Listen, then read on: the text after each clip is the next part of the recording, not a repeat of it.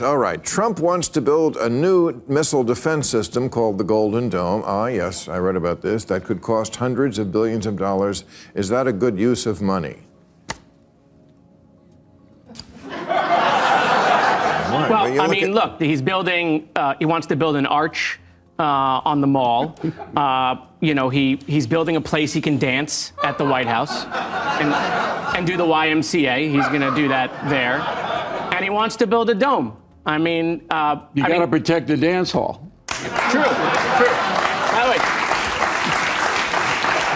I'm very excited. I'm very excited with, you know, when the Democrats take the White House in 28, when we have the ballroom, you know, the Pride Month in February is going to be great in that ballroom. This moment kicks off with a wild question about Trump's proposed Golden Dome missile defense system. An entire panel bursts into jokes about ballrooms, arches, and dancing at the White House.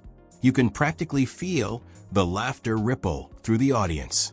What's great here is how Jared Moskowitz leans into the absurdity, flipping political tension into comedy. It's that perfect opening burst of energy, lighthearted, sarcastic, and a bit chaotic. You can almost hear viewers laughing along thinking, did he really just say Pride Month in February? It's a hilarious way to disarm the audience before the talk turns serious. The moment also subtly sets the stage. Politicians, humor, and a country trying to laugh through the madness. Can you believe this conversation started with missile defense and ended with dance floors? Only on Maher's show. And will lead more financial organizations to leave New York City for Wall Street South in Florida. Tell me, I've read that term just recently, Wall Street South, Florida. This is your state. What is that? A lot of Wall Street guys have moved to Palm Beach. It's been happening really since COVID. It's accelerated with, you know, increases in taxes. It's not just out of New York. It's New Jersey, Connecticut, it's Chicago, it's California. So they're fleeing high-tax blue states for Look, Florida. And this is the luckiest guy in the world that Mandani got elected, because his district is going to explode. My house, I live 8 miles outside of Queens, has gone up 20% in value since Mandani announced. Okay? Because people aren't going to pay the punishing taxes. New York is the highest tax state in the union. But you said your house value has gone up. Yeah, because they're moving to Nassau County. Oh, they're moving out of the city. Out of the city, and they can still take the train back in the city and not pay the millionaire's tax or whatever crazy thing this guy wants. But what people don't understand is he can't raise the taxes unless the state... Now the tone shifts. They dive into the Wall Street South topic, and suddenly, you can sense the room getting sharper, more alert. This is the kind of segment that feels important, where humor meets reality. BillO'Reilly starts explaining how New York's taxes are driving financial powerhouses to Florida. And you can see the political subtext unfold. It's not just about money. It's about migration, class, and frustration. You almost want to pause and ask, wait, are people really leaving in droves? Maher's skeptical tone keeps the debate alive, while O'Reilly sounds like he's delivering a warning. What makes this clip so strong is how human it feels, a mix of exasperation, disbelief, and truth. It's that classic Maher tension. Comedy show meets real economic anxiety. And they don't like it. Like I said at the beginning of the show, somebody who promises I'll get back to normal, they want that person to do that. Yeah. And that's not happening, and I don't see Trump going back. He only knows one direction, and so I think people are going to be unhappy in a year just like that, probably unhappier. If the economy gets better, the fringe of the Democratic Party, which isn't going to change. These are the people who hate Israel. These are the people who are woke. These are the people ramming stuff down your throat. They're going to sabotage the mainstream Democratic Party. Well, that may be Bill and other Republicans' hope. It's going to be about the economy. It's not going to be about the stock market. We live in like 5 different Americas now. Right. You know, John Edwards used to say there's 2 Americas. There's like 5. Okay, there's many different economies going on, and the people are absolutely suffering. I mean, they are. And it hasn't changed in the year that Trump said he was going to change it. And the more he, you know, has women dancing in martini glasses while saying you're not getting your SNAP benefits. Right. Yeah. Okay. I missed that. Where was it's just not a good look. You weren't invited? I wasn't. Women in martini glasses? Where was Well, that? he had a. I didn't hear about that one, but he had a Gatsby themed Gatsby party, Halloween right. party. Which again, I don't give a shit for real about this. This doesn't affect anything, but it is such a bad look. It is just such a bad. This one's a roller coaster. They're talking about the economy and power, and suddenly Maher drops the bomb. This administration's also just drunk. The crowd explodes, the table cracks up, and you can't help but laugh. But right beneath the humor, there's this sharp critique. Frustration over government performance, media spin, and the everyday chaos of politics. Then, just as it gets heavy, they veer into the surreal.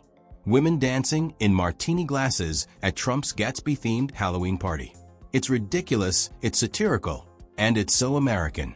That absurd mix of politics and spectacle is exactly what makes this clip irresistible. You can almost hear viewers asking, how is this real life? It's a kind of jaw-dropping moment that feels like a fever dream of politics and pop culture colliding. A moment. That's my question. Is like he bet big on this Prop 50. It was a risk. He has been a risk taker from the beginning. That's why I always like this guy. He is too far left for me. I tell him it in person. I tell him on the air. He has got to move to the center. He has made some moves to the center. He's wrecked the state. Not enough. Well, okay. I know that doesn't matter. He didn't wreck it, but yes, I agree. He's too far left for my taste, and he's not going to be president unless he moves to the center. But he's a politician, and I think he has that ability to. And now he looks like he's the front runner. Is he not the front runner for the Democratic nomination as of now? No. Wes Moore. Wes Moore, isn't he? Governor of Maryland. Oh. So Wes I know who he is. Wes Moore is tremendously impressive. I just think right now he'll wipe the floor with. And that may be the future. Here, Maher and O'Reilly go head-to-head over Gavin Newsom and Wes Moore, and it's electric. The crowd laughs at Maher's playful banter about Newsom's hair, but then the conversation pivots to something real, the future of the Democratic Party. O'Reilly and Moskowitz debate ideology versus electability, left versus center, and the energy shifts from humor to strategy. You can feel the tension build as they wrestle over whether America actually wants another California. And right at the end, Moskowitz drops that fiery line, "There's no ideology in the grocery store." That's the kind of quote that sticks. It's sharp, emotional, and totally relatable. Everyone watching has felt that politics doesn't matter when eggs are $8. What would you say to that? This is politics stripped down to the human level.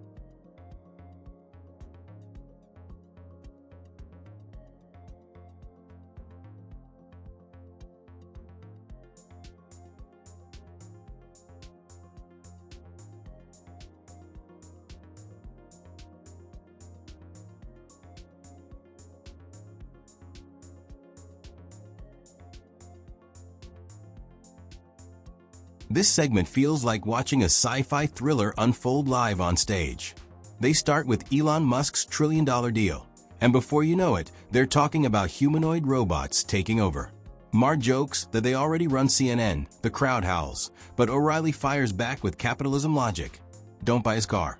It's funny, smart, and a little scary. Then Moskowitz chimes in with a reality check. These pay packages are fueling anger, resentment, and the kind of populism that reshapes nations. You can sense the tension, wealth, fear, and the future colliding in real time. And when they joke about AI replacing them, it's that perfect YouTube moment. Humor covering genuine unease. You can't help but think, is this where we're headed? It's hilarious, unsettling, and thought-provoking all at once.